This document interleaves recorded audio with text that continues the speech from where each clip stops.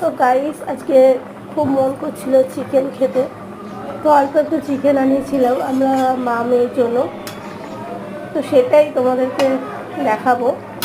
কাটাকুটিটা বাড়ি দিলাম, কাটাকুটির ভিডিওটা দিলাম না। আমি একবারে যখন কষাচ্ছি তখনই তোমাদের ভিডিওটা দিলাম। আমার আবার মাংস রান্নাটা একটু অন্যরকম। আমি একদম সব কিছু একবারে মিশিয়ে নিই মাংসের সাথে,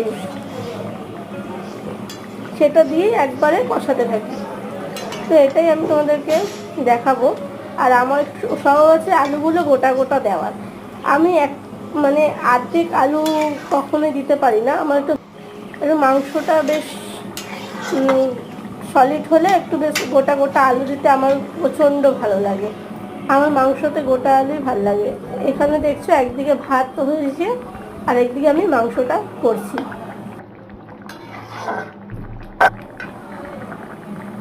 তো সেটাই আমি তোমাদের দেখাচ্ছি। মাংসটা কেমন হয়েছে সেটাও বলবো তোমাদেরকে শেষের দিকে। এই দেখো, আমার আবার অভ্যেস কী বলতো, রান্না করতে করতে একটু চা খাওয়া।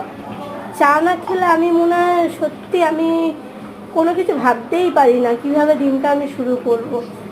যে কোনো জিনিসই, আমার রান্না করতে বলো, রান্না করার পরে বলো, রাতে রাতে যদি মনে হয় যে আমার ঘুম আসছে না, তাতেও আমার চাটা হচ্ছে আমার এতটাই ইম্পর্টেন্ট লাইফে। আমার জীবনে কি আছে না আছে সেটা আমি তোমাদেরকে অত মানে বলতে পারি।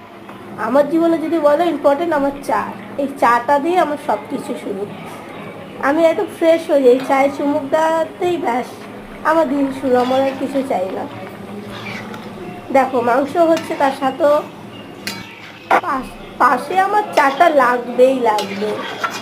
ঠিক আছে, তো দেখো আমরা। আর আমার একটু হাড়ের মাংস ফেভারিট। আমার সলিড মাংস হচ্ছে হাড়ের মাংসটা আমার খুব খুব প্রিয়।